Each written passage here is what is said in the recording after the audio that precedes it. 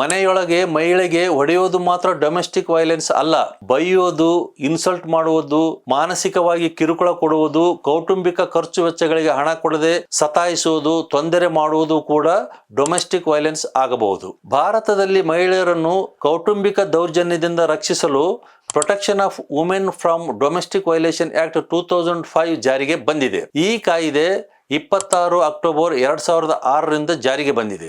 ಹಾಗಾದರೆ domestic violence ಅಂದ್ರೆ ಏನು? ಒಬ್ಬ ಮಹಿಳೆಗೆ ಮನೆಯೊಳಗೆ physically abuse, mentally abuse, sexually abuse, emotionally abuse ಅಥವಾ ಎಕಾನಮಿಕ್ ಅಬ್ಯೂಸ್ ಮಾಡಿದರೂ ಅದು ಡೊಮೆಸ್ಟಿಕ್ ವೈಲೆನ್ಸ್ ಆಗಬಹುದು. ಉದಾಹರಣೆಗೆ, ಮಹಿಳೆಗೆ ಹೊಡೆಯುವುದು, ಅಪಮಾನಿಸುವುದು, ಬೆದರಿಸುವುದು, ವರದಕ್ಷಿಣೆಗಾಗಿ ಕಿರುಕುಳ ನೀಡುವುದು ಅಥವಾ ಹಣಕಾಸಿನ ಅಗತ್ಯಗಳನ್ನು ಉದ್ದೇಶಪೂರ್ವಕವಾಗಿ ನಿರಾಕರಿಸುವುದು.